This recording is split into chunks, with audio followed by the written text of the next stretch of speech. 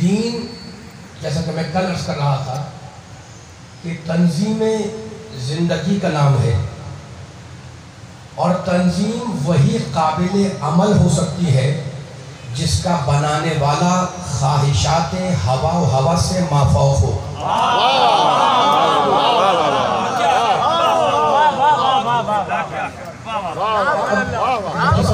مختصر لفظوں میں جو پیغام دینا ہے وہ پیغام یہ ہے کہ دین ہے زندگی کی تنظیم کا نام، ٹھیک ہے نا؟ پروردگار عالم نے کہا ان الدین عند اللہ اسلام، دین اللہ کی اندیت میں اگر کوئی ہے تو فقط اسلام ہے۔ وَمَنْ يَبْتَغِ غَيْرَ الْإِسْلَامِ دِينًا فَلَنْ يُقْبَلَ مِنْهُ، دین اسلام کے بغیر اگر کوئی دین بنائے گا تو ہم اس کا اس دین قبول نہیں کریں گے۔ تو اب ہر انسان کی تمنا ہے، ہر انسان چاہتا ہے، ہر انسان کی آرزو ہے کہ وہ کامیاب ہو جائے، وہ فلاح پا جائے، وہ جنتی بن جائے، وہ جنت پہ چلا جائے۔ اس سے بڑی آرزو تو کسی کی نہیں ہے نا؟ دنیا بھی آرزو ایک طرف، امیدیں ایک طرف، لیکن اس سے بڑی کوئی امید، کوئی آرزو ہو نہیں سکتی کہ ہر انسان کی تمنا ہے کہ وہ آخرت میں کامیاب ہو، اس کو نجات ملے، نجات اخروی مل جائے، اس کا انجام بخیر ہو جائے، ٹھیک ہے نا؟ تو ہر انسان کی تمنا ہے کہ فلاح مل جائے۔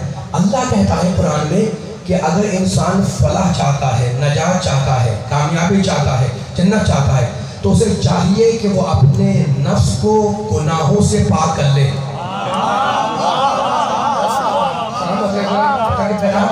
بھرپور طریقے سے پہنچے۔ اللہ چاہتا ہے کہ یہ انسان اگر جنت چاہتا ہے، وہ اللہ منع نہیں کر رہا، وہ ارحم الراحمین اکرم الاکرمین ہے، لیکن کہتا ہے کہ اس کی شرط یہ ہے کہ اپنے آپ کو، اپنے نفس کو گناہوں سے پاک کر لو۔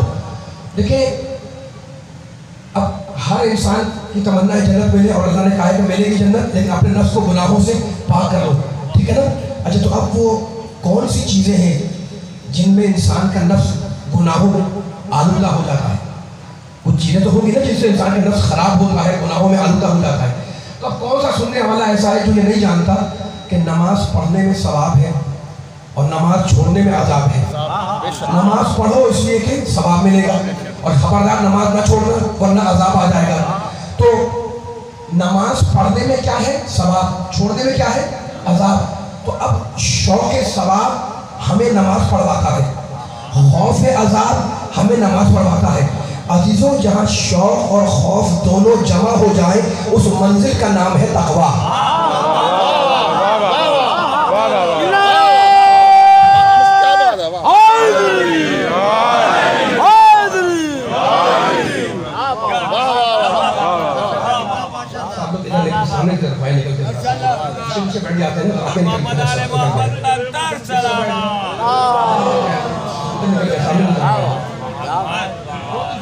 ادھر آ جاؤ یار تھوڑا۔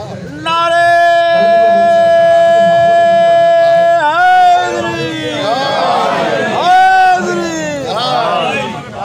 ماشاءاللہ علامہ صاحب۔ محمد علی محمد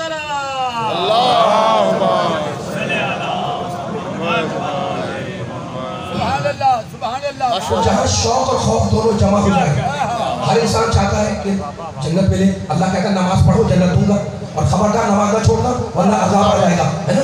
تو جہاں شوق اور خوف دونوں جمع ہو جائیں اس منزل، اس مقام، اس منزلہ کا نام ہے تقویٰ، ٹھیک ہے نا؟ اچھا تو اب ایک سوال کرنا چاہ رہا ہوں آپ سے۔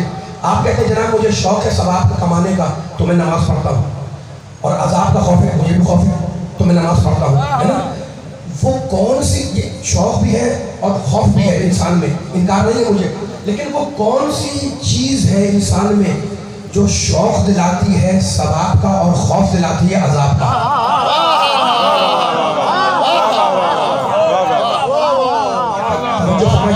ایک سوال ہے نا، جہاں تک تو ہم نے طے کر لیا کہ جناب شوق بھی ہے، خوف بھی، آپ میں بھی مجھ میں بھی، لیکن اب وہ کون سی چیز ہے جو انسان صاحبان فکر اور عقل رکھنے والے بیٹھے ہوئے ہیں، وہ کون سی چیز ہے جو شوق دلا رہی ہے ثواب کا اور خوف دلا رہی ہے عذاب کا؟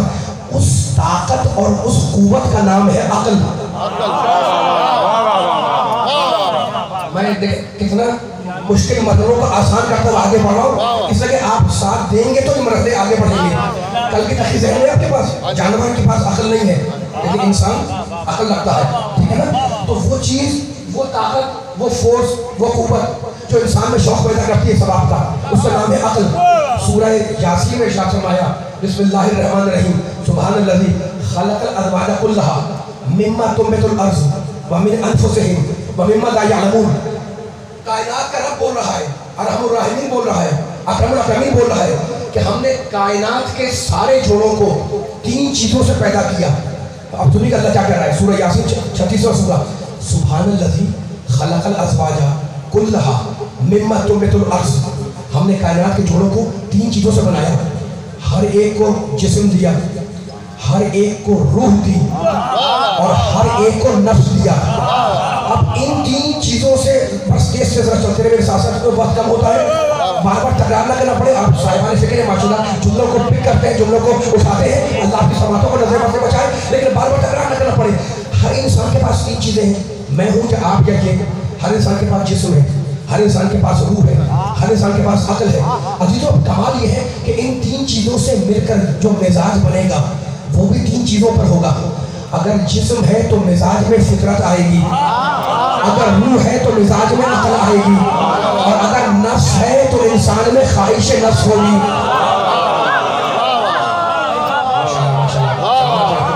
پہنچ گئی بات؟ اگر آپ کے پاس جسم ہے تو مزاج میں فطرت آئے گی، اگر آپ کے پاس روح ہے تو مزاج میں عقل آئے گی، اور اگر آپ کے پاس نفس ہے تو مزاج میں خواہش نفس پیدا ہوگی۔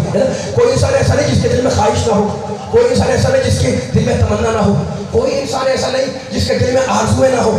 تو ہر دل میں تمنا ہے، ہر دل میں آرزو ہے، ہر دل کے اندر خواہشات جمع ہوئی ہوئی ہیں، ٹھیک ہے، ہر دل میں خواہشیں۔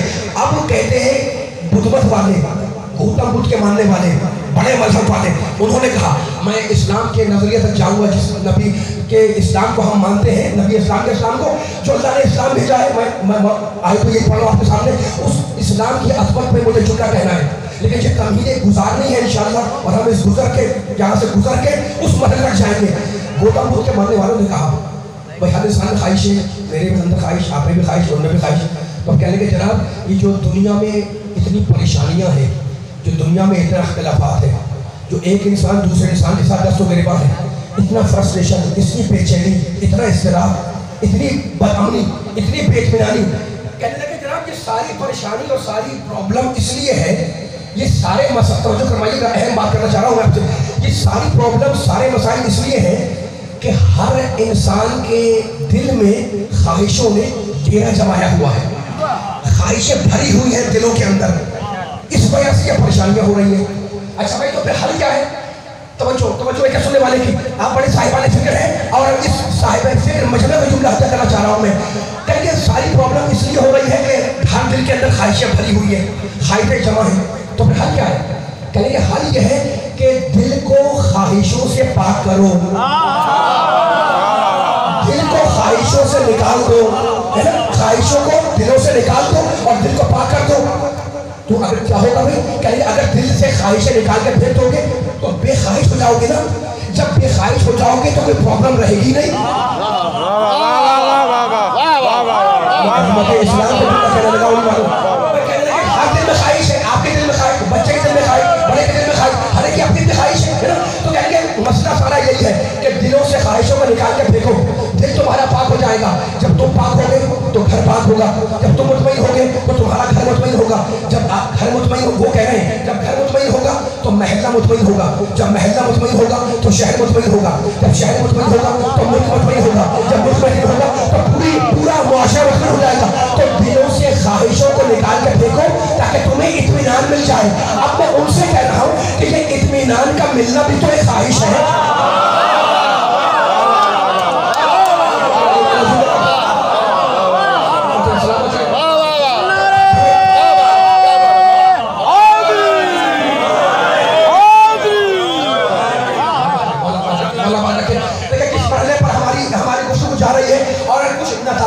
لیتے ہوئے ہم انشاءاللہ ان جملوں کے سہارے، آیتوں کے سہارے، نبی پاک کے سہارے بیان کو آگے لے جائیں گے، ٹھیک ہے نا۔ تو میں نے کہا جناب کیا حل کیا ہے؟ حل یہ کہ خواہشوں کو نکال کے پھینکو، دل پاک ہو جائے، تم پاک ہو جاؤ گے، مطمئن ہو جاؤ گے، تم مطمئن ہوگے تو سارا معاشرہ مطمئن، تمہارے گھر والے مطمئن، تمہارے محلے والے مطمئن، تمہارے معاشرے میں جو لوگ رہ رہے ہیں وہ مطمئن، پوری انسانی مطمئن ہے نا۔ تو تم ایک تم مطمئن ہو جاؤ گے اس کی خواہشوں کو پھینکو. میں نے کہا جناب یہ اطمینان کا پانا یہ بھی تو خواہش ہے نا. تو مجھے تھوڑے وقت توجہ کرنے کا یہ اطمینان کا پانا یہ مطمئن ہونا یہ بھی تو خواہش ہے. تم نے ساری خواہشوں کو نکالا ایک خواہش کے لیے. یہ اسلام نہیں ہے. اسلام تو تزکیہ نفس کا مذہب ہے. اگر دل کی خواہش اسے پورا کرو, آنکھ کی خواہش اسے پورا کرو, پیٹ کی خواہش اسے پورا کرو, نفس کی خواہش اسے پورا کرو. یعنی محبت جذبہ ہے محبت کرو, نفرت خواہش ہے نفرت کرو. یعنی میرے اللہ نے میرے رسول نے میرے علی نے میرے قرآن نے پابندی جذبوں پر نہیں لگائی, جذبے کو صحیح راستے پر لگا دیا.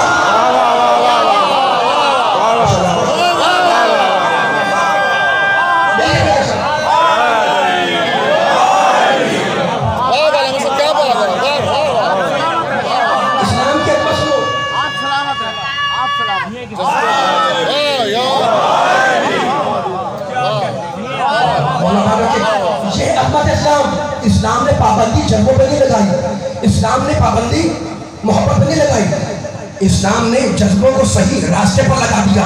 تم کہتے ہو کہ جناب ساری خواہشوں کو نکال کے پھینک دو. نہیں, اللہ نے اگر پیدا کیا انسان کو مجھے پانی کی طلب ہوگی پانی پیوں گا نا یا پانی چھوڑ دوں گا پینا. آپ کو بھوک لگے گی میری خواہش ہے کھانے کی تو کیا کھانا کھانا چھوڑ دیں؟ اسلام منع کر نہیں. اسلام تو جو لفظوں کو تلاش کر رہا ہوں, اسلام دنیا اور آخرت کے توازن کا نام ہے.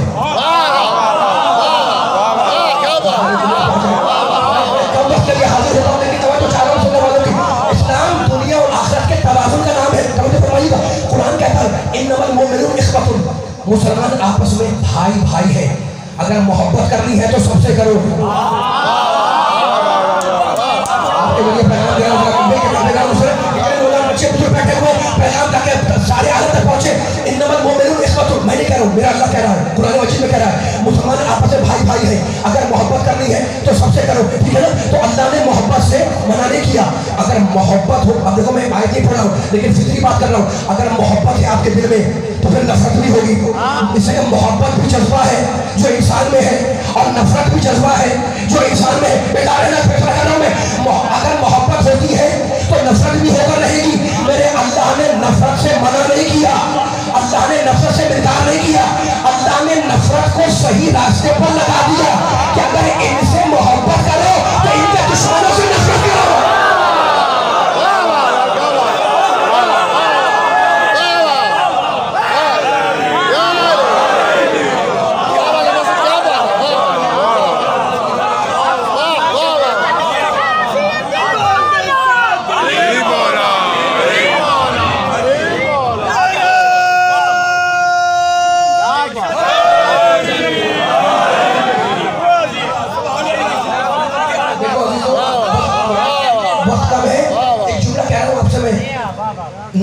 اسلام کی فطرت ہے. بہت سی آیتیں پڑھ سکتا ہوں, وقت نہیں ہے, بہت سی آیتیں پڑھ سکتا ہوں. فطرت اللہ التي فطرنا صالحہ لا تبدیل لخلق اللہ. اللہ کہتا ہے ہم نے پوری انسانیت کو اپنی بنائی ہوئی فطرت پر پیدا کیا. ٹھیک ہے نا, انسان آیا اللہ کی بنائی فطرت پر. تو اگر محبت ہے انسان اظہار کرے گا, اگر نفرت ہے اس کا انسان اظہار کرے گا. اس لیے یہ دونوں جذبے ہیں اور اللہ نے جذبوں سے منع نہیں کیا, اللہ نے جذبوں کو کنٹرول میں رکھنے کا حکم دیا ہے. ٹھیک ہے نا. اچھا تو اب ایک لفظ ہے, ایک اہم گفتگو میری مربوط مسلسل ہے, ٹائم آئی نہیں ہے لیکن جہاں تک کی گفتگو ہو گئی ہے تو ایک بڑا اہم جملہ کہنا چاہ رہا ہوں. ایک لفظ ہے جسے ہم بڑا برا سمجھتے ہیں اور بچوں کو ڈانٹ بھی دیتے ہیں, ہے نا. اور وہ لفظ ہے, ہم بچوں سے کہتے ہیں جناب لڑنا ہے آپس میں, کہتے ہیں غصہ مت کرو, غصہ بری چیز ہے کہتے ہیں نا. اچھا غصے کو عربی میں کہتے ہیں غضب. اب اگر مجھے بتائیں اگر غضب غصہ برا ہوتا تو اللہ قرآن میں یہ کیوں کہتا غیر المغضوب علیہم.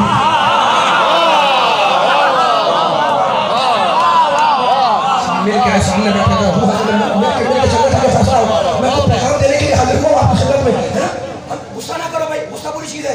اگر غصہ غلط برا ہوتا تو اللہ یہ کیوں کہتا کہ غیر المغضوب علیہم, یہ ذرا صراط المستقیم صراط الذین انعمت علیہم, خیر نمازی بیٹھے ہوئے غیر المغضوب علیہم, پروردگار ان کا راستہ جن پر تیری نعمتیں نازل ہو, یہ ان کے خیر ہیں جن پر تیرا غضب نازل ہوا ہے نا. تو نعمتوں والے اور ہیں, غضب والے اور ہیں.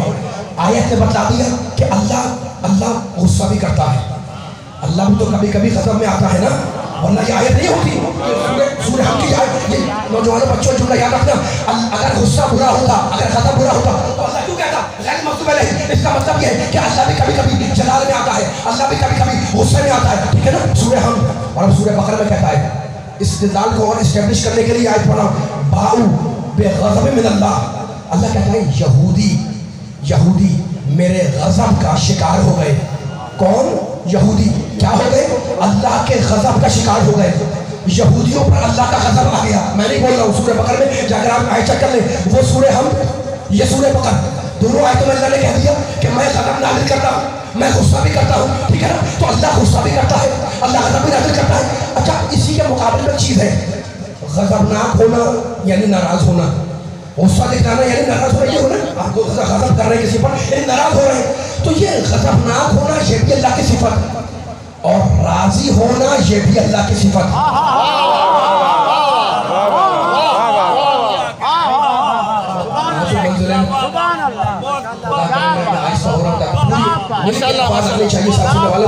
بھائی آپ کہتے ہیں اللہ غضبناک, قرآن میں ہے, میں نے کہا بالکل ہے. آپ نے کہا اس کے مقابلے میں صفت ہے راضی ہونا, وہ ہے نہیں. میں نے کہا میں آیت پڑھا آپ کے سامنے, یہودیوں پہ اللہ کا غضب آ گیا, اس کا مطلب اللہ غضبناک ہوتا ہے نا. تو یہ دونوں صفتیں اللہ کی ہیں, اللہ کی صفات حسنہ میں سے نکلے ہوئے یہ دونوں لفظ ہیں, غضبناک ہونا اور راضی ہونا. غضبناک ہوا یہودیوں کے اوپر, ان کا راستہ نہیں جن پر تیرا غضب نازل ہوا. اور اب راضی کہاں پر ہوا؟ سورہ فجر میں جا کر دیکھو, قرآن کھول کر اللہ کہتا ہے یا ایتھا النفس المطمئنہ ارجعی الی ربک راضیۃ مرضیہ. اے نفس مطمئن واپس آ جا اس حالت میں آ کہ تو رب سے راضی, رب تجھ سے راضی.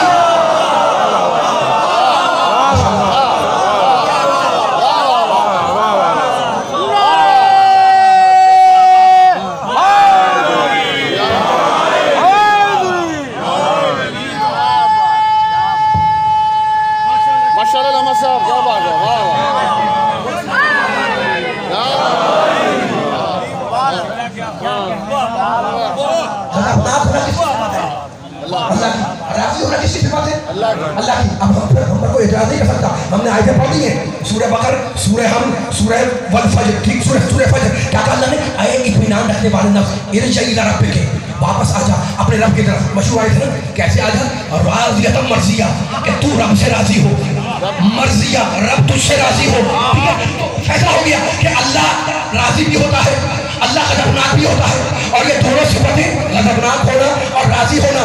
یہ اتنا مجمع بیٹھا ہوا ہے میرے سامنے, اتنے بزرگ بھی ہیں, بچے بھی ہیں, نوجوان بھی ہیں, ہے نا. یہ سب اللہ کے فرمان پر جان دینے کو تیار ہے, نبی اکرم کے فرمان پر جان دینے کو تیار ہے. تو قرآن نے کیا کہا کہ اللہ راضی بھی ہوتا ہے, اللہ ناراض بھی ہوتا ہے. اب اللہ کا مطالبہ مسلمان سے کیا ہے, مجھ سے کیا ہے, آپ سے کیا ہے, ان سے کیا ہے, ان سے کیا ہے نا. ایک جملہ بیان کروں, اللہ چاہتا یہ ہے مسلمان سے کہ میں غضبناک بھی ہوتا ہوں, میں راضی بھی ہوتا ہوں, ہے نا. تو اللہ چاہتا ہے کہ میں جس سے غضبناک ہوں اس پہ غضبناک ہوں. میں جس پہ غضبناک ہوں اس پہ غضبناک ہو, میں جس سے راضی ہوں اس سے راضی ہو جاؤ, ہے نا. میں ہاتھ جوڑ کے پوچھوں پروردگار, اے ارحم الراحمین, اے اکرم الاکرمین, اے عزیز الاکرمین, ہمیں کیسے پتہ چلے تو واجب الوجود ہے, تو جسم نہیں رکھتا, تو کائنات میں محیط ہے, تو ذوالعرش ہے, تو عرش کا مالک ہے. ہمیں کیسے پتہ چلے کہ تو کس سے راضی ہے اور کس سے ناراض ہے؟ ہمیں کیسے پتہ چلے کہ تو کس پہ غضبناک ہے اور کس پہ راضی ہے؟ تو اب صحیح کتاب کی روایت, شہزادی آئیں نبی کے پاس, نبی نے اس کا تعظیم کی, اپنی جگہ پہ بٹھلایا. پوچھنے والے نے پوچھا کہ یا رسول اللہ, اے اللہ کے رسول, بیٹی کا اتنا احترام کہ کیسے نہ کروں؟ ان اللہ یغضب من غضبها, اس کا غضب اللہ کا غضب, اس کی رضا اللہ کی رضا.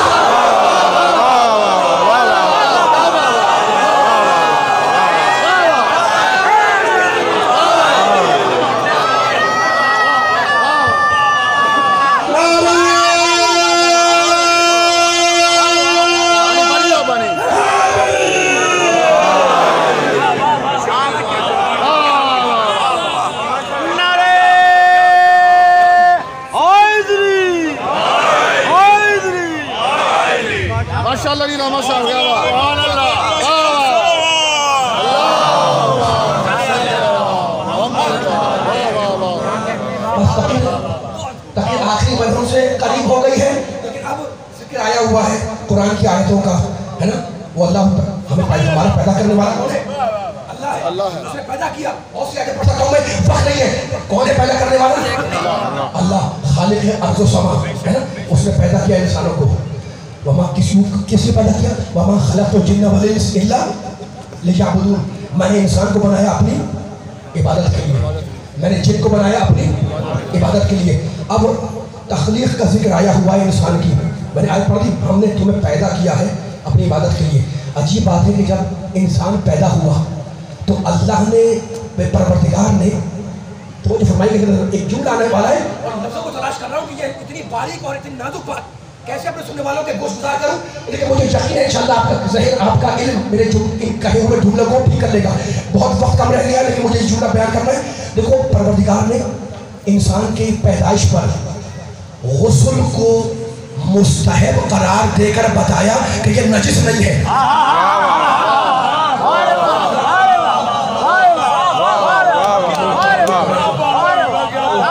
توجہ فرما لیں آپ تو مسئلہ حل ہو جائے۔ اس جملے پہ ذرا توجہ فرما لیں پوری طاقت کے ساتھ، ٹھیک ہے؟ آواز آنا چاہیے۔ ماشاءاللہ۔ یہ جملے جو میں نے کہا مذاق میں نہیں کہا، جا کے فقہ کی کتابیں جا کے توقع مسائل اٹھا کے دیکھ لیں، ٹھیک ہے؟ اچھا تو اب غسل ولادت، مولود کا غسل، غسل ولادت مستحب ہے نا؟ تو غسل مستحب، غسل ولادت کو اللہ نے مستحب بنا کر بتایا کہ یہ انسان نجس نہیں ہے۔ عظمت انسان دیکھنا، ورنہ اگر یہ نجس ہوتا تو غسل ولادت واجب ہوتا۔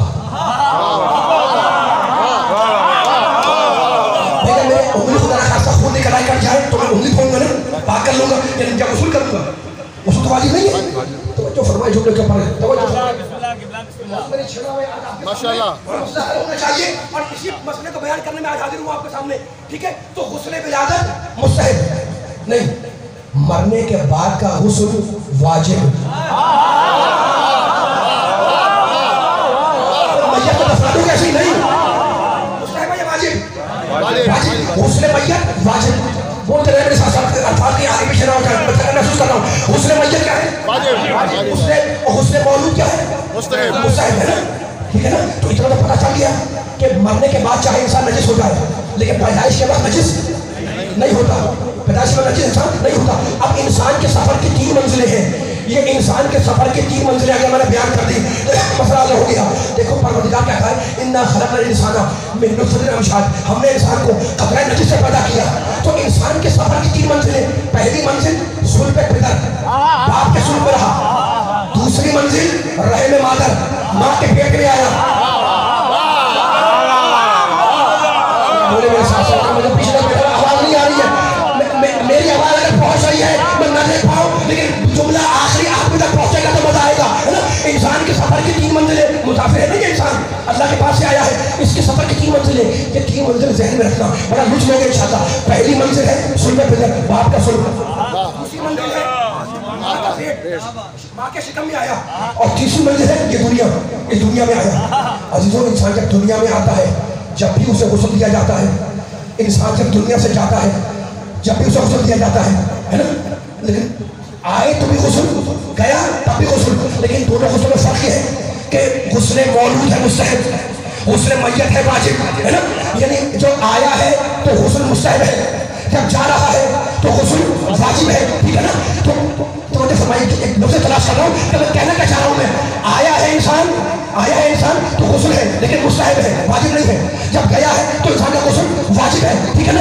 واجب ہے۔ تو غسل مولود نے، بچے کے غسل ولادت نے مستحب ہو کے بتلایا کہ یہ بچہ نجس نہیں ہے، لیکن جب مر گیا تو آپ کے واجب ہے، اس پر غسل واجب ہے، نا؟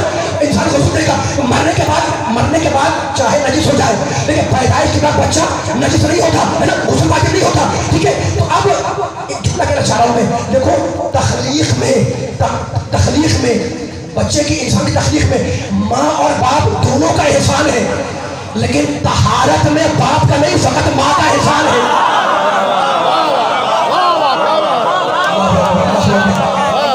یہ اتنا بڑا جملہ آپ نے سنا، میں جملہ پھر میں تکرار کر رہا ہوں۔ ماں کے پیٹ انسان نجاستوں کے ماحول میں تھا، صلب پدر میں نجاستوں کے ماحول میں تھا، قرآن کہہ رہا ہے نا؟ لیکن جب ماں کے پیٹ سے دنیا میں آیا تو نجس ہے، غسل واجب نہیں ہے، پاک ہے نا؟ تو جب تک صلب پدر میں رہا نجاستوں کے ماحول میں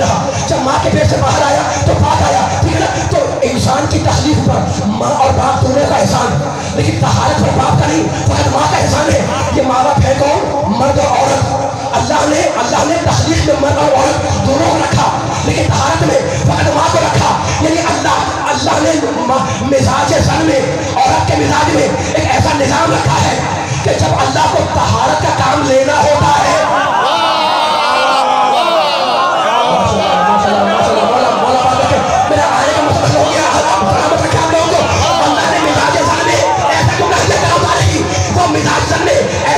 نظام رکھا ہے کہ اللہ کو جب بھی طہارت کا کام لینا ہوتا ہے تو وہ عورت کو ذریعہ بناتا ہے. ہماری تخلیق میں جب طہارت کا کام لیا تو عورت ہی کو ذریعہ بنایا، اور جنہیں پیدا ہی پاک کیا تھا جب ان کی طہارت کا اعلان کیا تو کسی مرد کا ذکر نہیں کیا، عورت کا ذکر کیا. ہم فاطمہ تو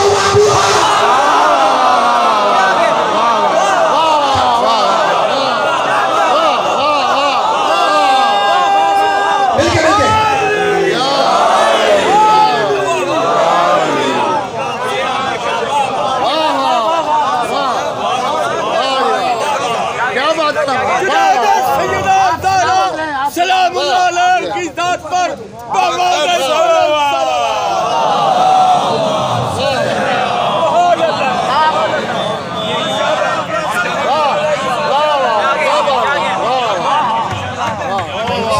سلامت رکھے. مولا آپ کو سلامت رکھے. وقت نہیں ہے بالکل، میں کبھی نہیں مانوں جملے آپ کے ذہنوں میں ہے نا. اللہ نے جب ہماری طہارت کا کام لیا اس وقت عورت کو ذریعہ بنایا، اور جو تھے ہی پاک. آواز نہیں آ رہی ہے، آپ پورے اتنے قریب بیٹھے ہیں، آواز آنی چاہیے. بار بار آپ کی مزہ نہیں آتا. بھولا کرے پڑھوائیں گے تو پڑھوں گا میں، لیکن دو چار جملے مجھے ابھی بیان کرنے، ٹھیک ہے نا. جو تھے ہی جو تھے ہی پاک، جب ان کی طہارت کا اناؤنسمنٹ کیا تو وہاں بھی کسی مرد کا نہیں، عورت کا واسطہ بنایا. ہم فاطمہ تو ابوہا، طہارت میں پنجتن ہے لیکن نام ہے فاطمہ کا.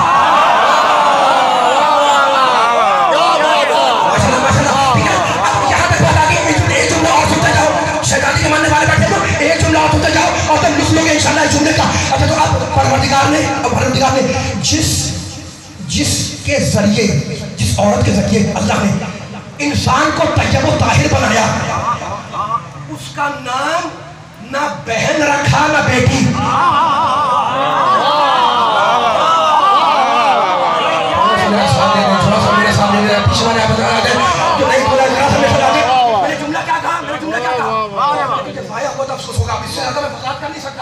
دائیں بائیں گھوم رہا ہوں تاکہ جتنے سننے والے ہیں وہ پوری طرح مرکز پہ آ جائے اور یہ جملہ ہدیہ ہو جائے. اللہ نے جس کے ذریعے انسان کو طیب و طاہر بنایا، اس کا نام نہ بہن رکھا نہ بیٹی، اس کا نام ماں رکھا ہے نا. یعنی جس کے وہ ہستی جس کو اللہ نے ماں کا نام دیا، جس کو اللہ نے ماں کا نام دیا، تو یہ عورت جس کے ذریعے اللہ نے طہارت کا کام لیا، اسے نہ بہن کہا نہ بیٹی کہا، اسے ماں کہا ہے نا. تو سمجھ میں آ گیا کہ اللہ جب طہارت کا کام لیتا ہے، جس کے ذریعے اللہ، جس عورت کے ذریعے اللہ طہارت کا کام لیتا ہے، اسے نہ بہن کہتا ہے نہ بیٹی کہتا ہے، اسے ماں کہتا ہے. تو آپ سمجھ میں آ گیا پروردگار جب تو کسی کی طہارت کا کام لے تو اسے ماں کا نام دے. تو ہماری تخلیق میں جب طہارت کا کام لیا تو اسے ماں بنایا. تو جب پنجتن کی طہارت کا اعلان کرے گا تو کیا اسے ماں نہیں بنائے گا؟ تو نہیں، اسے بھی ماں بناؤں گا اور ارشاد سے کے ساتھ بناؤں گا کہ اگر ازواج رسول کو امت کی ماں بناؤں گا تو فاطمہ کو رسول کی ماں بناؤں گا.